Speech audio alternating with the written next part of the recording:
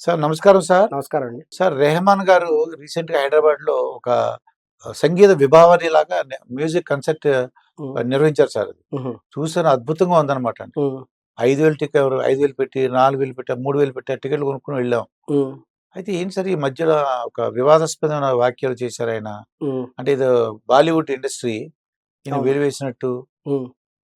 ఏంటి అసలు కారణం దీని వెనకాల ఉన్న కథేంటి? హుహు. ఏఆర్ రెహమాన్ గారు రీసెంట్‌గా మన 'పెద్ది' సినిమాకి మ్యూజిక్ డైరెక్షన్ చేశారండి. అందులో అవునండి. 'చికిరి చికిరి' అనే పాట చాలా సూపర్ డూపర్ హిట్ అయింది. అవును. ఈ మధ్య ఫేమస్ పదాలు అందులో గూడా ఉన్నాయి. హ్మ్. నీ సరుకు సామాను చూసి నా మీసం లేచి నిలబడిందంటాడు హీరో. అబ్బా! హీరోయిన్ తోటి. హ్మ్. సరుకు సామాను చూసి ఈయన మీసం లేచి నిలబడిందంట. హ్మ్. పడతా పడతా నీ వెనకే పడతా అని పాట హుహు. పాడుతుంటాడు హీరో. అయితే పాట తీరులో అర్థం. పాటలో ఉంది.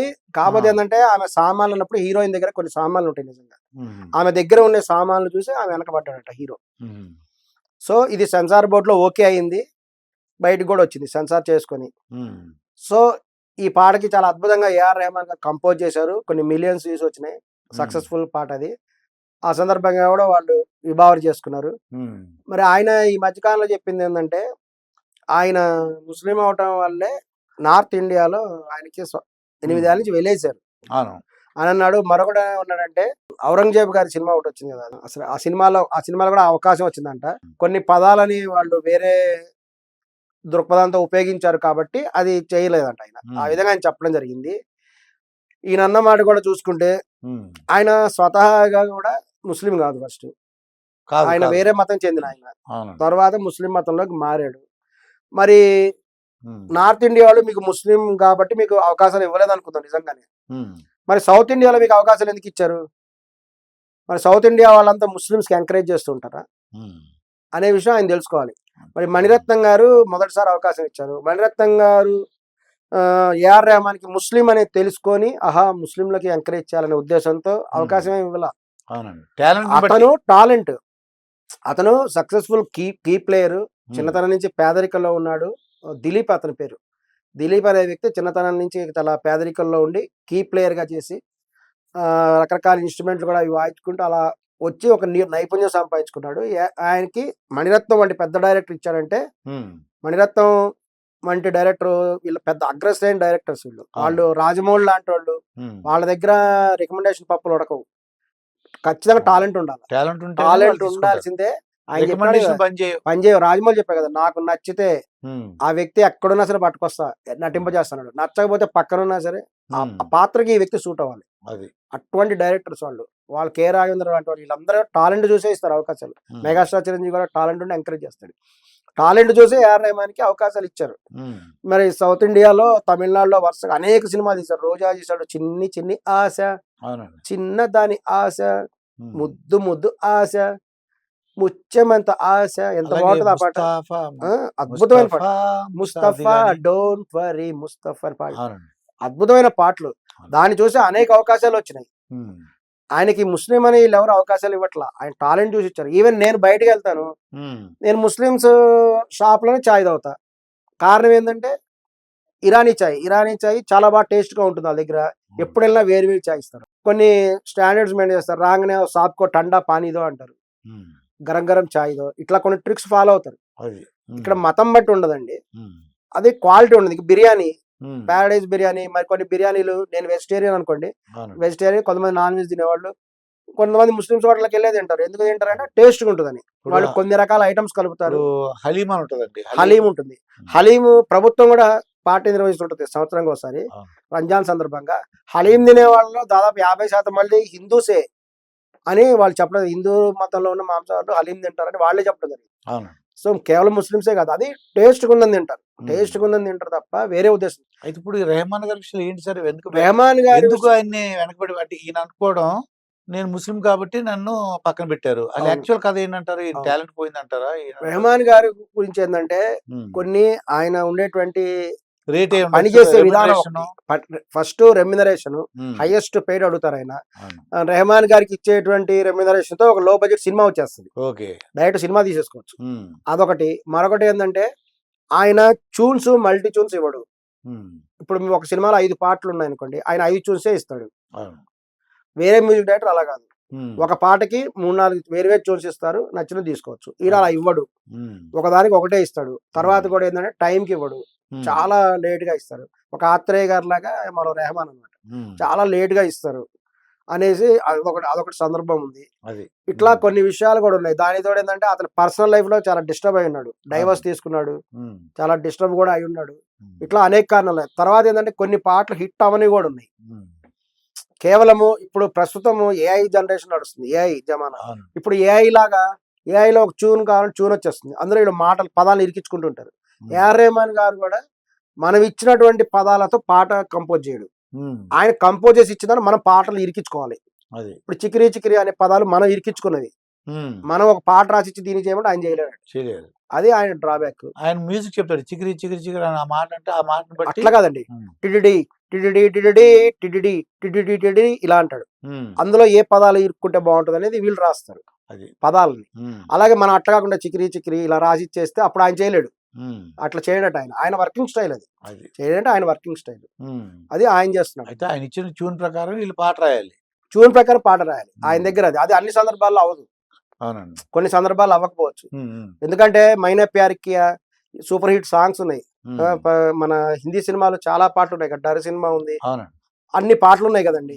మరి అన్నున్నప్పుడు వాటి నార్త్ ఇండియాలో ఏంటంటే సాహిత్యానికి ఎక్కువ విలువ ఇస్తారు, సాహిత్యంతో పాటు ట్యూన్ వస్తుంది, ట్యూన్ చూసి సాహిత్యం అక్కడ కొన్నిసార్లు సాధ్యపడకపోవచ్చు, అది కూడా.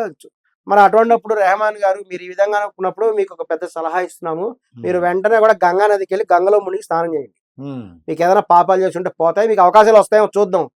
లేదంటే నేరుగా వెంకటేశ్వర స్వామి గుడికి వెళ్ళండి, తిరుపతికి వెళ్ళిపోండి, వెంకటేశ్వర స్వామి గుడికి వెళ్ళండి, కొండ మీదకి వెళ్ళిపోయి అక్కడ డిక్లరేషన్ ఉంటుంది, బయట డిక్లరేషన్ లో సంతకం చేసి వెంకటేశ్వర స్వామి వారి దర్శనం చేసుకొని రండి, మళ్ళీ మీకు అవకాశాలు వస్తాయేమో, మీకు అటువంటి నమ్మకము ఉంటే.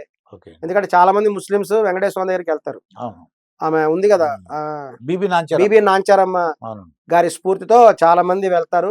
అక్కడికి వెళ్ళి ముస్లింస్ మహిళలు కూడా వెళ్ళి దండం పెట్టుకొని వస్తారు. కాబట్టి మీరు కూడా వెళ్ళి వెంకటేశ్వర దర్శనం చేసుకోండి, మీకు మళ్ళీ అవకాశాలు వస్తాయేమో.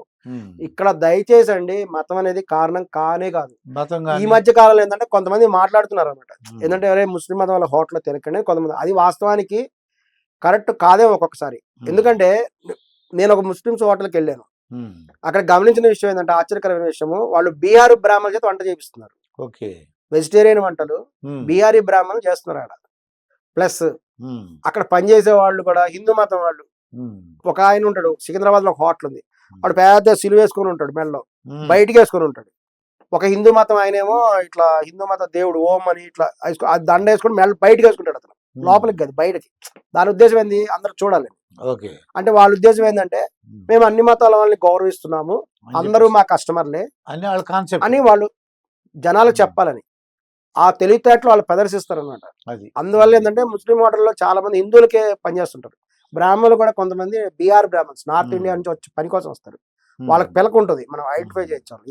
అయితే ఈ రెహమాన్ గారు వాళ్ళ మీద ఆరోపణలు చేయకుండా అసలు ఏంటి ప్రాబ్లం తెలుసుకుని అది రెక్టిఫై చేసుకుని అది సరి చేసుకుంటే మళ్ళీ ఆయనకు అవకాశాలు బాగుంటాయి. ఎందుకంటే ఆయన టాలెంట్ పర్సన్ కాబట్టి అందరూ ఆయన యొక్క పాటలని మ్యూజిక్ కంపోజ్ చాలా మెచ్చుకుంటారు కానీ భరించలేరు కదా.